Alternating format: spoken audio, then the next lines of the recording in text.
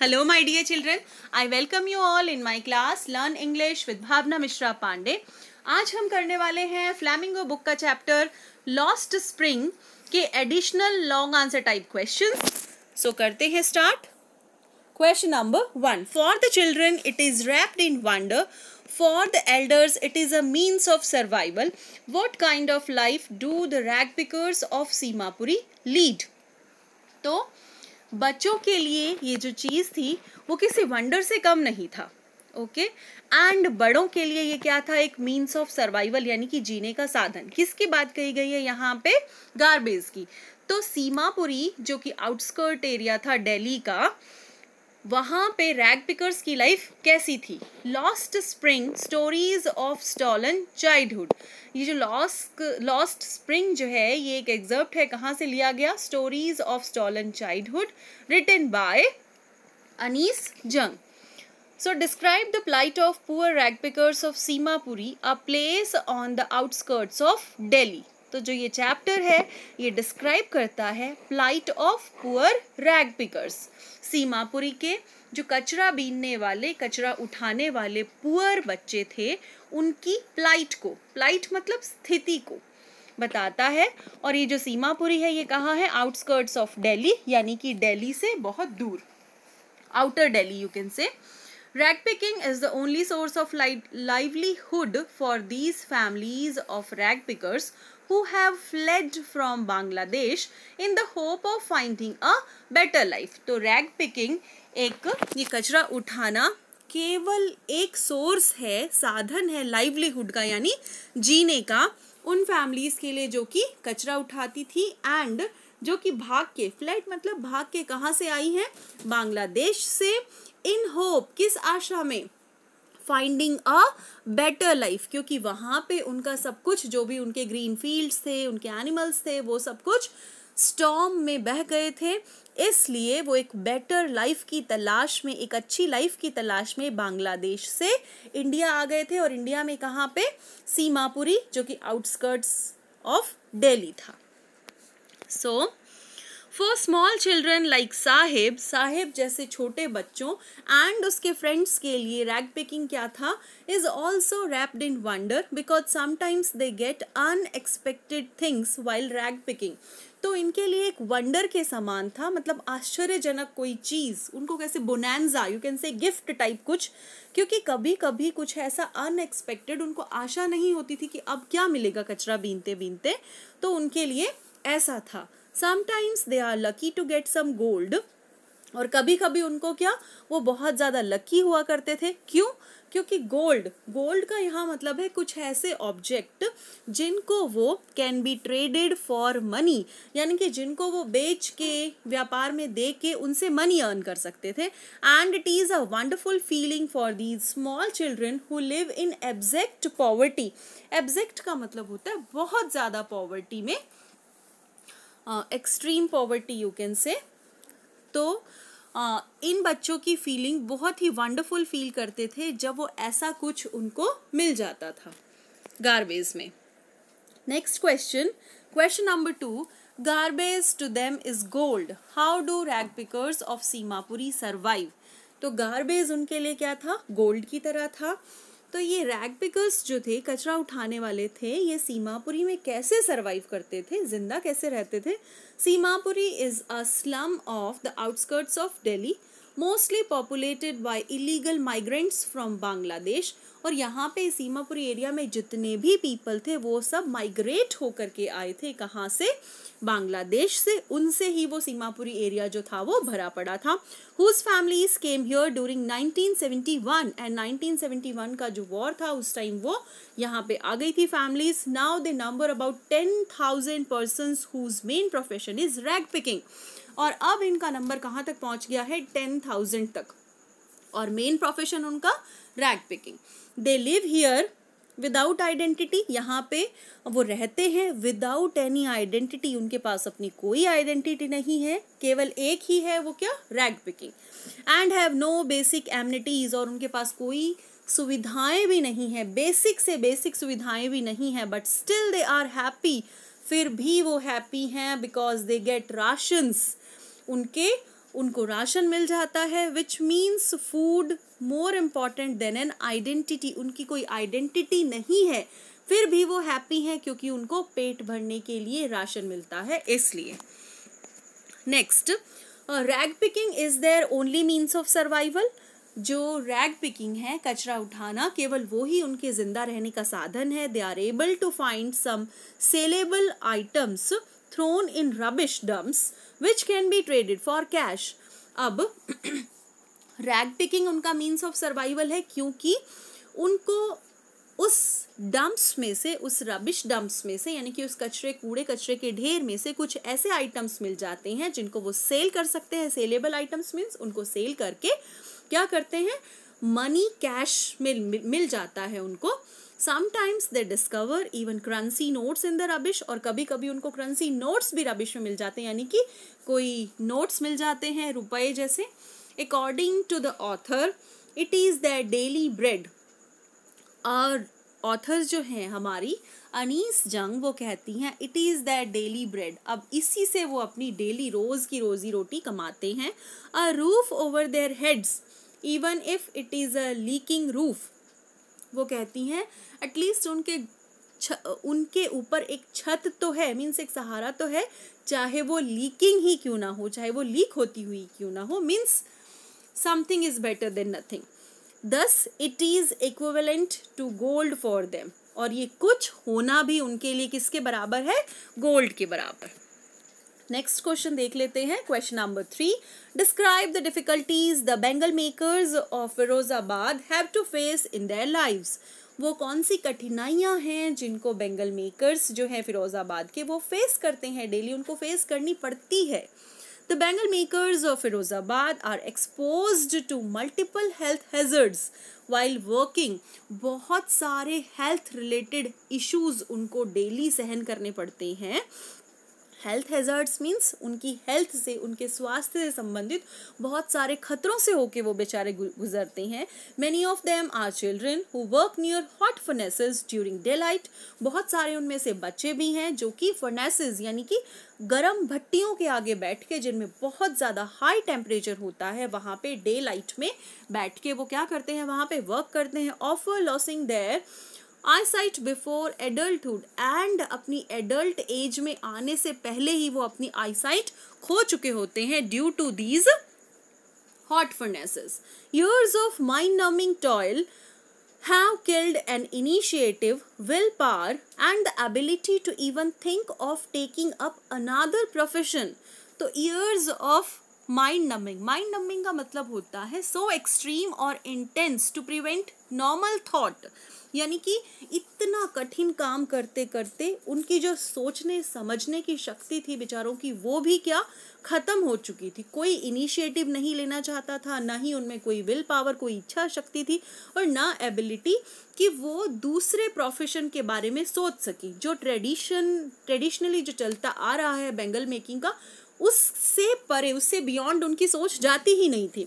They are not able to organise themselves into a cooperative and वो इकट्ठा भी नहीं होते थे, यानी अपना साहस इकट्ठा करके सब जने एक सारे पीपल जितने भी हैं वो सब इकट्ठे होके due to bullying and exploitation by the politicians, authorities, money lenders and middleman. किनके दबाव में, क्योंकि ये जो पॉलिसी मेकर्स यानी कि मिडलमैन्स जो थे, साहूकार, पॉलिटिशियंस, मनी लेंडर्स और ये जितने भी थे, इनके डर या एक्सप्लॉइटेशन आप कह सकते हो, शोषण या इनकी बदमाशियों की वजह से, बुलिंग का मतलब होता है हार्म पहुंचाना मीन्स किसी को, तो इसकी वजह से वो कोई इनिशिएटिव नहीं लेते थे, ना अपने आप को ऑर्गेनाइज कर पाते थे, संगठित नहीं कर पाते थे। They live in stinking lens. जहां वो रहते थे वो लेन्स मीन्स वो गलियां, वो कैसी थी, स्ट्रीट, स्टिंकिंग, जहां से बहुत स्मेल आती थी, चॉक्ड विद गार्बेज। स्मेल इसलिए आती थी क्योंकि वो कूड़े कचरे से चॉक्ड थी, बिल्कुल बंद थी वो lens.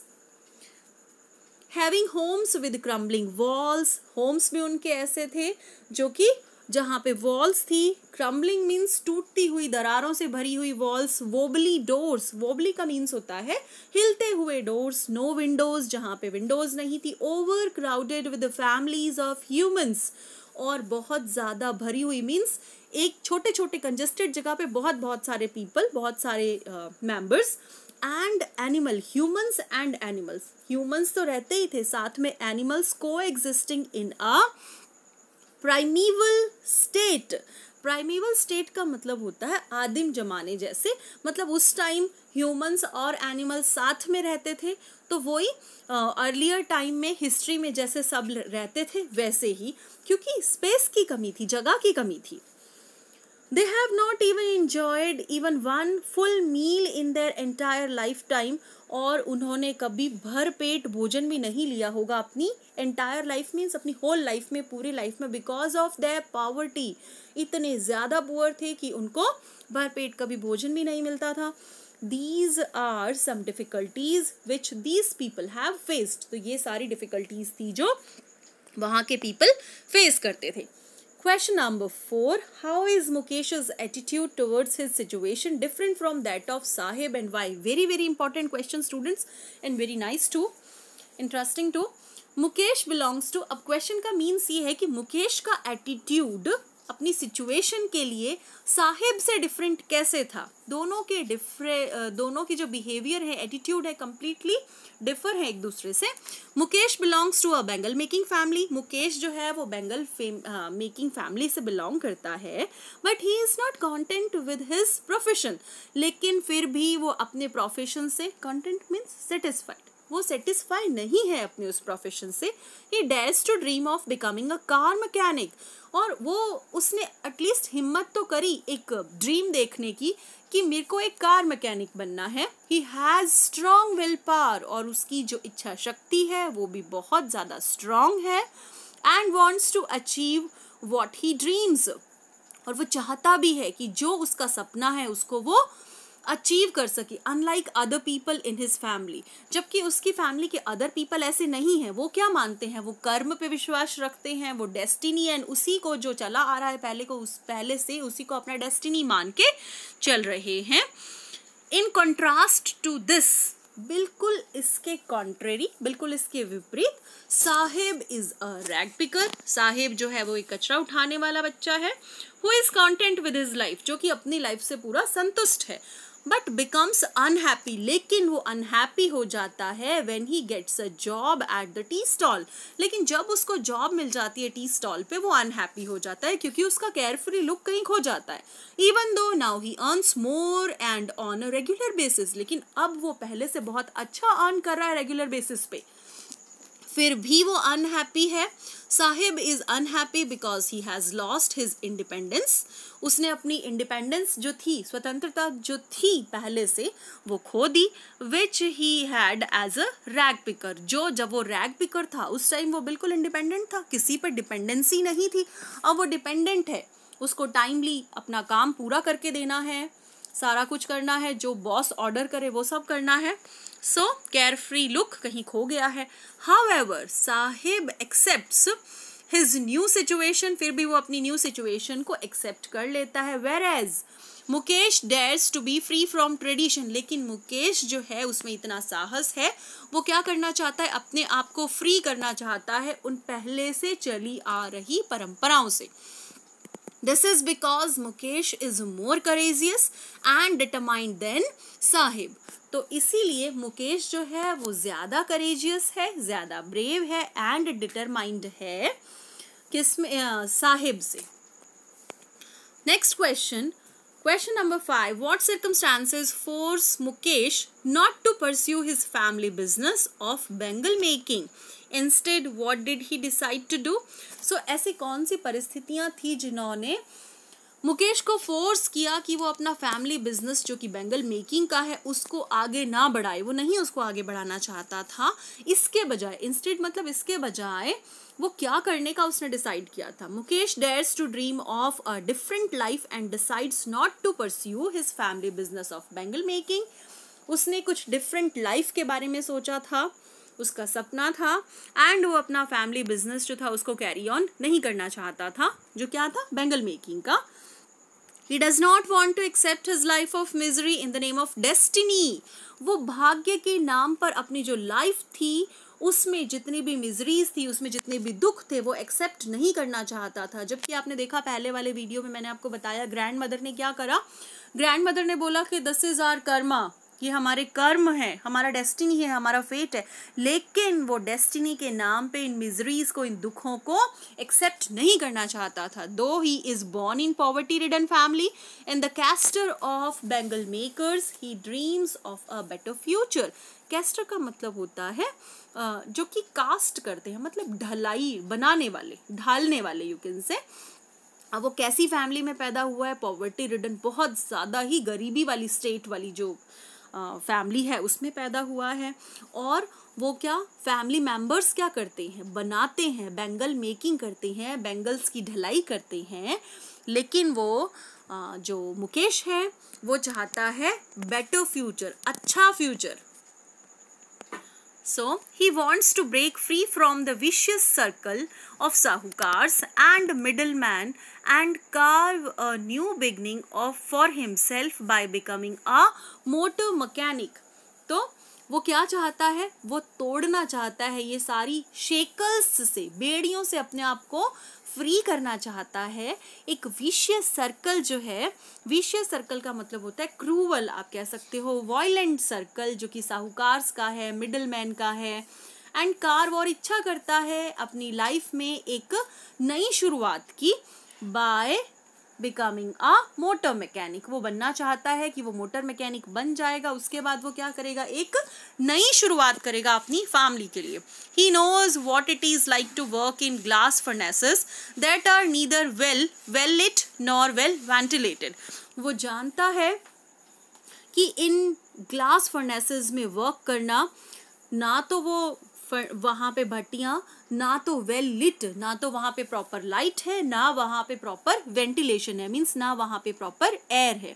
They are dingy places with high temperature, जो कि बहुत अंधेरे कमरे और हाई टेम्परेचर के साथ वहाँ पे वो वर्क नहीं करना चाहता।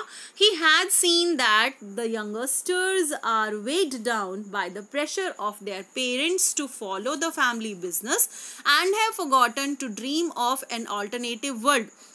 उसने देखा है कि जो बड़े हैं वो सब उन पे, उनका सिर झुका हुआ है, किस चीज़ से, प्रेशर ऑफ देयर पेरेंट्स, उन पे प्रेशर है अपने पेरेंट्स का कि उनको जो उनकी पहले से फैमिली में चला आ रहा बिजनेस है, ट्रेडिशन जो जिस चीज़ का चला आ रहा है, मीन्स बैंगल मेकिंग का, उसी को वो कैरी ऑन करे। इस वजह से वो क्या कर चुके हैं, दे हैव फॉरगॉटन, वो भूल चुके हैं क्या करना, to dream of an alternative world, और किसी और चीज़ के बारे में सोचना वो बिल्कुल भूल ही चुके हैं। So Mukesh's dream of going to a garage and learning to be motor mechanic is an attempt.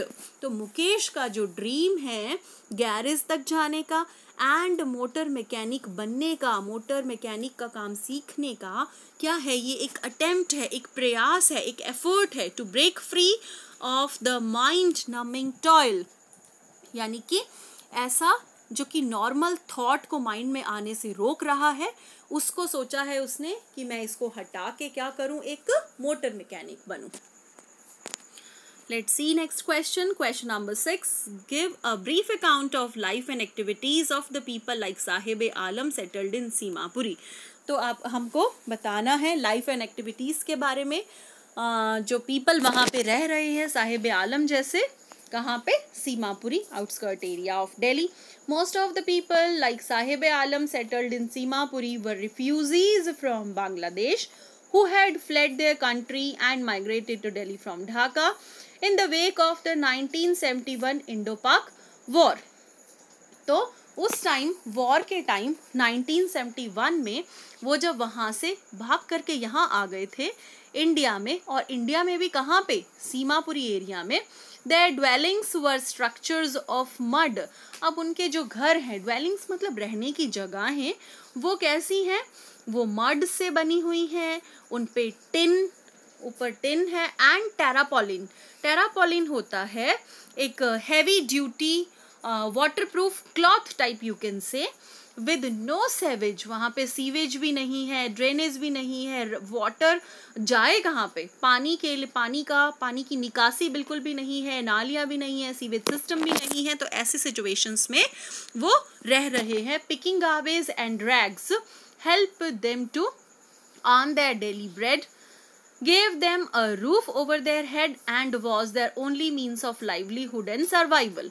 तो गार्बेज उठाना, कचरा उठाना और ये सब चीज़ें उनकी डेली लाइफ की रोटी के लिए उनको हेल्प करती है, उनके ऊपर उनको एक छत प्रदान करती है, मतलब थोड़ा सा शेल्टर उनको मिल जाता है, एंड ये उनके जिंदा रहने का केवल मात्र साधन है।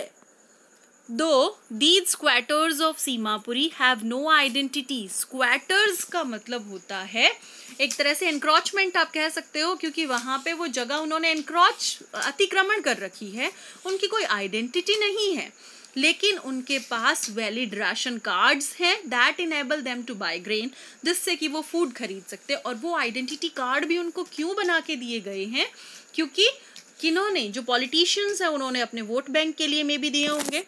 So, living in Simapuri, which is on the periphery of Delhi, is like a living hell। कैसा है वो? Periphery का means होता है उपनगर, आप कह सकते हैं। So, living in Simapuri, which is on the periphery of Delhi, is like a living hell। वो जीता जागता नरक के समान है, क्योंकि वहाँ पे कोई भी फैसिलिटीज नहीं है, कोई भी एमिनिटीज नहीं है। Children here grow up to become partners in survival to their parents. यहाँ पे बच्चे जो हैं वो बड़े होते हैं क्या करने के लिए, अपने पेरेंट्स के पार्टनर्स बनने के लिए, यानी कि उनको सस्टेन, उनको सपोर्ट करने के लिए, ताकि उनके सर्वाइवल में, उनकी लाइफ को आगे चलाने के लिए, लाइवलीहुड के लिए बच्चे भी पार्टनर बनते हैं, उतना ही हार्डवर्क बच्चे भी करते हैं। An army of barefoot children appear every morning. और सीमापुरी एरिया जो है, पेरीफेरी यू कैन से, यानी कि उपनगर में, वहाँ पे सीमापुरी में आप देख सकते हैं बहुत सारे विदाउट शूज़ के, नंगे पांव बहुत सारे चिल्ड्रन हर मॉर्निंग नज़र आ जाते हैं, कैरिंग देयर प्लास्टिक बैग्स। उनके हाथों में प्लास्टिक बैग्स होता है शोल्डर्स पे, एंड डिसअपियर बाय नून। और दोपहर होते होते वो वहाँ से डिसअपियर हो जाते हैं, क्योंकि रोज़ कचरा गिरता होगा सुबह के टाइम, और दोपहर तक उस कचरे में से जो भी उनको कुछ लगता है ठीक, वो उठा लेते हैं। They are forced to live a life of abject poverty that results in loss of childhood innocence, and वो मजबूर हैं ऐसी लाइफ जीने को जो कि बहुत ज़्यादा दयनीय स्थिति वाली पॉवर्टी, यानी कि बहुत ज़्यादा गरीबी में, एंड इनकी वजह से उनका जो चाइल्डहुड है, चाइल्डहुड की जो इनोसेंस है, मासूमियत है, वो कहीं खो जाती है। Next question, Lost Spring explains the grinding poverty and tradition that condemns thousands of people to a life of abject poverty. Do you agree? Why or why not? तो Lost Spring जो चैप्टर है वो क्या explain करता है, बहुत ज़्यादा poverty and परंपरा, जिसको क्या है, जो कि मतलब बहुत सारे पीपल जिसको कंडेम करेंगे, मतलब उससे नफरत है ऐसी चीज़ों से, मतलब जो क्या करें, बहुत ज़्यादा पॉवर्टी की सिचुएशन वाली स्थिति जो है ये चैप्टर एक्सप्लेन करता है। आप इससे सहमत हैं? अगर हाँ तो क्यों, और क्यों नहीं? तो Lost Spring is a good narration of grinding poverty and traditions to which thousands of people have succumbed. तो लॉस्ट स्प्रिंग एक बहुत अच्छा, जिसमें वर्णन किया गया है गरीबी के बारे में एंड ट्रेडिशन के बारे में, to which thousands of people have succumbed, means जिसमें बहुत सारे people जो हैं they fail to resist the pressure बहुत सारी चीज़ों का है, आप कह सकते हैं पॉवर्टी का प्रेशर है, अपनी लाइवलीहुड का प्रेशर है, बहुत सारी चीज़ों का प्रेशर है। स्कम्ड का मीन्स होता है fail to resist the pressure, ऊपर से जो दबाव आ रहा है हम उसको मतलब हटा ना सकें। The story revolves around the pitiable condition of poor children। ये स्टोरी चारों ओर घूमती है किसके, उन पुअर चिल्ड्रन की पिटिएबल कंडीशन के मतलब दयनीय स्थिति के चारों ओर स्टोरी घूमती है। मतलब पूरी स्टोरी में वही बता रखा है कि चिल्ड्रन की दयनीय स्थिति जिस पे दया की जा सके, who have been forced to live in slums and work hard in dirty condition, and बहुत ही गंदी जगहों पे स्लम्स में रहने को वो चिल्ड्रन मजबूर हैं। The story is divided into 2 parts. Story 2 parts में डिवाइडेड है। फर्स्ट में जो है कैरेक्टर कौन है, साहिब आलम, और सेकंड पार्ट में जो कैरेक्टर है वो है Mukesh, son of Bengal maker. The first part tells the writers impression about the life of poor rag pickers. First part में पुअर रैग पिकर के बारे में बताया गया है, who have migrated from Bangladesh but now have settled in Seemapuri area of Delhi. लेकिन अब वो सेटल हो चुके हैं कहाँ पे, आउटस्कर्ट एरिया ऑफ दिल्ली है जो कि Seemapuri. The second part narrates the miserable life of Bengal makers in the town of Firozabad, and जो second part है उसमें बताया गया है किसकी, फिरोजाबाद में जो बेंगल मेकर्स हैं उनकी मिजरेबल लाइफ के बारे में। The stark reality of these families is that in spite of back-breaking hard work they put in, they cannot have 2 square meal a day.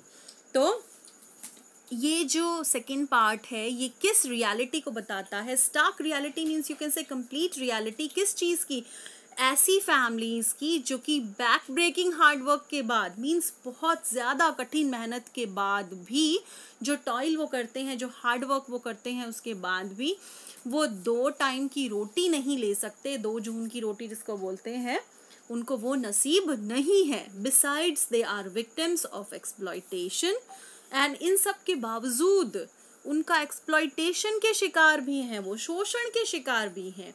जो मिडल मैन हैं, पॉलिसी मेकर्स हैं, साहूकार्स हैं, वो उनको एक्सप्लॉइट भी करते हैं, एंड उन विशियस सर्कल से वो नहीं चाहते पॉलिसी मेकर्स कि ये पीपल बाहर आए, नहीं तो उनको लेबर्स नहीं मिल पाएंगे।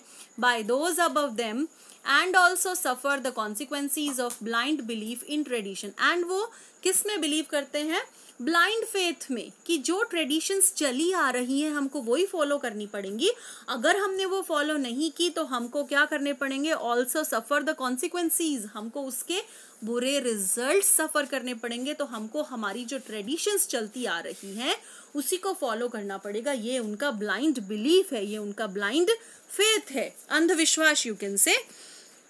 Next question, question number 8. The bangle makers of Firozabad make beautiful bangles and make everyone happy, but they live and lie in squalor. Elaborate. तो जो बैंगल मेकर्स हैं फिरोजाबाद के, दे मेक ब्यूटिफुल बैंगल्स, वो क्या करते हैं, बहुत ही सुंदर चूड़ियाँ बनाते हैं, एंड मेक एवरीवन, और दूसरों को हैप्पी करते हैं, but they live and die in squalor, लेकिन वो जीते और मरते कहाँ पे हैं, स्क्वेलर। स्क्वेलर मीन्स गंदगी में। तो ये आपको समझाना है।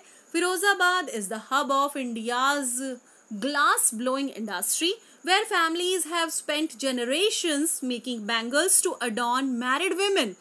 तो फिरोजाबाद जो है वो एक तरह से हब है, एक तरह से सेंटर है इंडिया का ग्लास ब्लोइंग इंडस्ट्री का, जहाँ पे बहुत सारी फैमिलीज इंगेज्ड हैं, generation wise, generation to generation, आगे से आगे ये जो काम है ये बैंगल मेकिंग का ट्रांसफर होता जाता है। किस चीज के लिए, एडॉर्न मैरिड वीमेन, मैरिड वीमेन को सजाने के लिए। The stark reality of these families is that in spite of back-breaking hard work that they put in, they cannot have 2 square meals a day. और इतना सब कुछ होने के बाद भी ये जो चैप्टर है ये बिल्कुल कंप्लीट रियलिटी दिखाता है, बिल्कुल सही रियलिटी जो है, सही में जो चीज़ है वो दिखाता है कि उन लोगों को 2 वक्त का भोजन भी नसीब नहीं है। They work in deplorable condition, means shockingly bad condition में वो वर्क करते हैं, and many lose their eyesight early in their life, और बहुत सारे उसमें से ऐसे हैं जो अपने एडल्टहुड में जाने से पहले ही अपनी आईसाइट जो है वो खो चुके होते हैं because of high temperature of the furnaces and dingy walls. To top it all, और इन सब के अलावा एक चीज, मेन चीज जो है वो क्या है, they live in unhygienic condition where there is a lack of basic amenities, जहाँ पे बेसिक जो amenities हैं, मूलभूत सुविधाएं जो मिलनी चाहिए वो भी उनको नहीं मिलती। The sad reality is that the workers can not organise themselves into cooperative, और सबसे दुखद बात ये है दे कांट ऑर्गेनाइज देमसेल्व्स, वो अपने आप को संगठित नहीं कर पाते। अगर वो सारे एक दूसरे को कोऑपरेट करें तो उन पीपल के जो उनको प्रेशराइज करते हैं, उनको दबाते हैं, उस सर्कल से वो बाहर आ सकते हैं, but they can't organise themselves into a cooperative. वो सहयोग के रूप से एक दूसरे को संगठित जो कर सकते हैं वो नहीं कर रहे, इसलिए they are devoid of all enthusiasm. Devoid of all मतलब के बिना होना, किस चीज़ के बिना है वो, एंथुजियाज्म यानी कि कोई उत्साह नहीं है उनकी लाइफ में, and do not dare to dream of anything better for themselves, and उनमें इतना भी साहस नहीं है कि जो उनका प्रोफेशन चला आ रहा है बैंगल मेकिंग का या जो भी प्रोफेशन है उससे वो कुछ अलग हट के सोचे, इतना भी उनमें डेयर नहीं है, वो ड्रीम भी नहीं कर सकते इन सब चीज़ों के बारे में। The fear of police and lack of leadership, first of all उनको डर किस चीज़ का है, actually they are illiterate, this is the main thing, and plus poverty, तो उनको इन सब चीज़ों की वजह से पुलिस का डर है। लैक ऑफ लीडरशिप, उनमें कोई ऐसा नहीं है जो उनको लीड कर सके, जिसमें इतना साहस हो। Among themselves have confined them to a cruel circle of poverty, indifference and greed, और इन सब की वजह से वो इस cruel circle में फंसे हुए हैं। Thus, while they bring happiness to everyone's life, their own life is steeped in poverty and squalor. तो जबकि वो दूसरों के फेसेस पे हैप्पीनेस लेकर के आते हैं, फिर भी उनकी खुद की लाइफ डूबी हुई है किस में, पॉवर्टी एंड स्क्वालर में, गंदगी में, अनहाइजीनिक कंडीशंस में, एंड पॉवर्टी यानी कि गरीबी में। तो thank you students, keep watching, stay connected, we will meet in our